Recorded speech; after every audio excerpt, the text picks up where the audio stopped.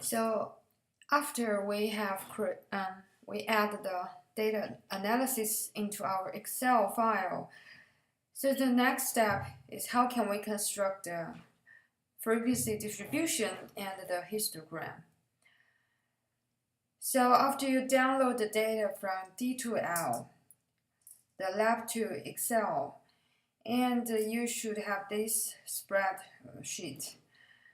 So the first thing is you need to choose the first spreadsheet called Example 1 GPA. And now please look at this spreadsheet. So there is only one column, starting by the column's name, GPA. And we roll down.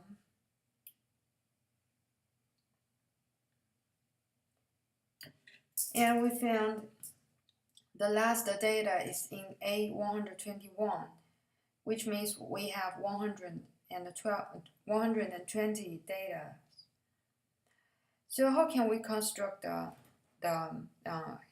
histogram and the frequency distribution? So in the class, we mentioned the most important element in the frequency distribution and histogram is classes. So let's define the classes. So for the GPA, we know that the lowest GPA is 0 and that the largest is 4. So in order to create the equal size of classes, and let's say we create 5 classes. So the first class is from 0, it's from the negative infinite to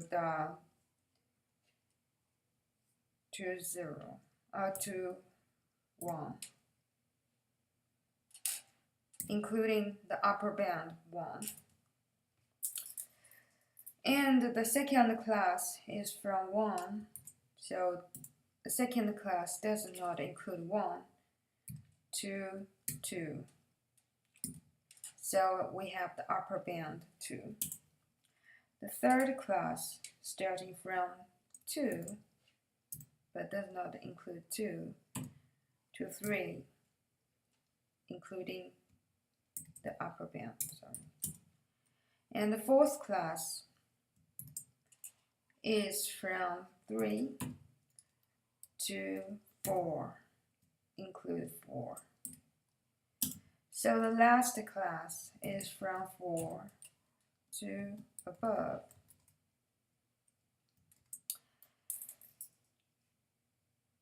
So that is the class we want to create. So 5 classes.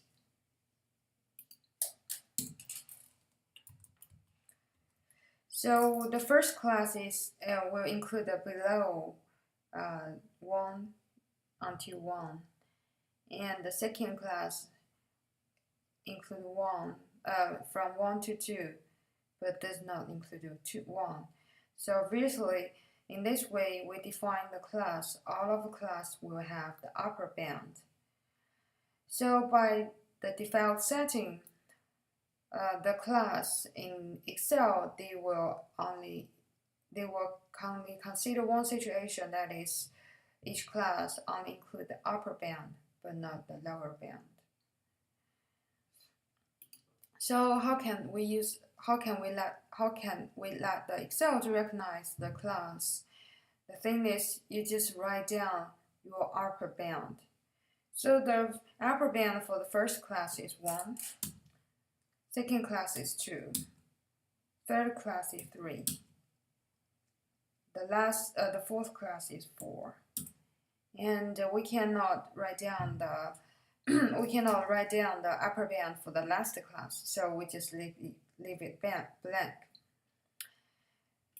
So now we have already created all the information that Excel needed to create the frequency distribution and histogram. So next step is how can Excel to create those two descriptive statistics. The first thing is you need to click Data Analysis.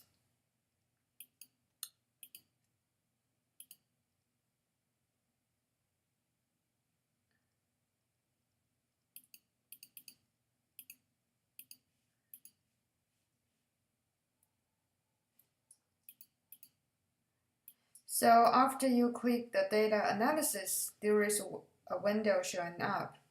So in the window, you have many options. So far, we only need to use one option. So you roll down a little bit. And you will find one option is called a histogram. So what will you do is to click histogram and click OK. And now you will see a new window. So the name for this window is called histogram. So we are using this window to create the frequency distribution in histogram. So generally speaking, we have two areas. So the first upper area is called input area. So there is two blank you need to fill in. So the first input range and the second bin range. So actually the input range is just tell that you need to let the computer know where is your data. And the bin range means you need to let your computer know where is your classes. How do you define your classes? So first, let's choose your input range. So obviously in this example, the input range should be the first column. So if you want to include the label GPA, you can check here, include the label. And you want to select the number, the value of the GPA. How can you do it? So just click this little icon. So after you clicked it, you will see these small windows. And also you will find your mouse change as a cross, which means you can select the date now. So left click your mouse.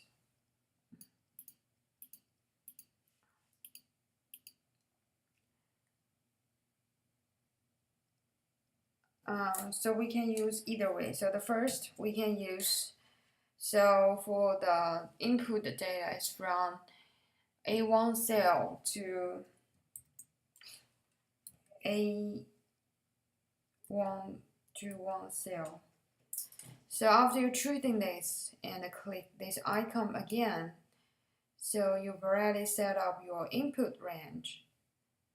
Second, you need to choose your bin range, which means how do you define the classes. So in this example, we define the classes as this.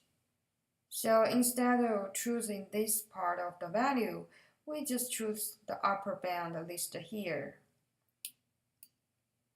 So which is from E4 to E7. But by the way, since we have already choose the label, so you need to also include the label class. Now you've done the input section. And the second part of this window or dialog is output option.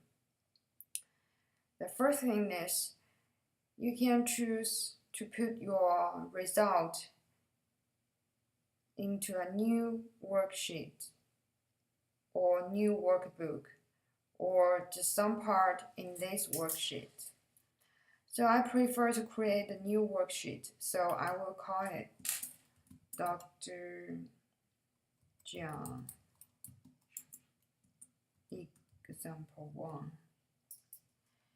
Since we also need the histogram, so you also need to choose the last one. We call it the chart output, which will give you the histogram. Without choosing this, you cannot get a histogram. So you need to check this. Now you can click OK.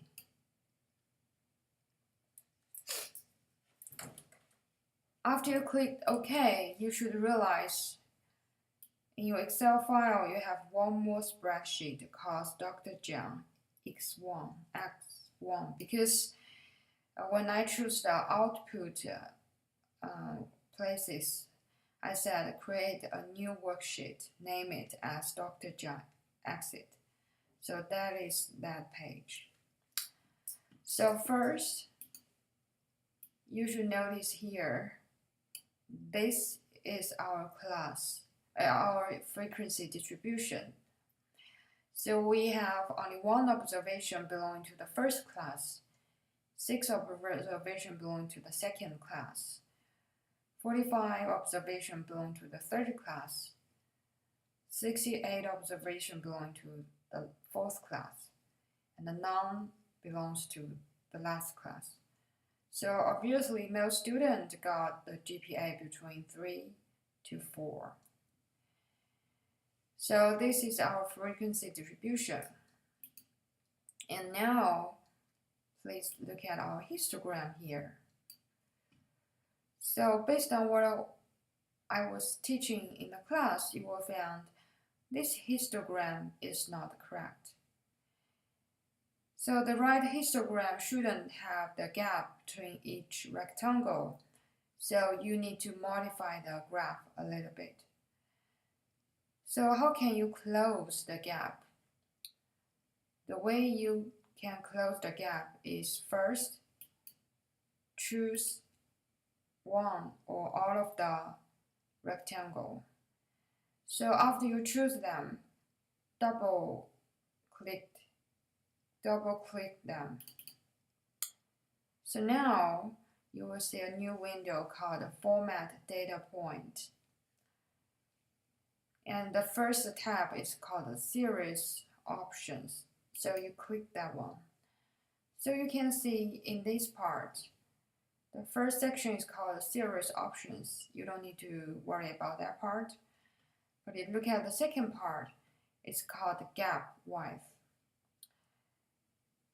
So now the gap width is 150%, which means the gap between two bars are 150%. So you need to close the gap. What can you do? So you just choose this icon and move towards to the left end. In the meanwhile, you will see the value here changed. Before it is 150%, but now it's 0%, which means you have no gap between two barcodes. And click close. So now look at the histogram again, and you will find there is no gaps between either two rectangles.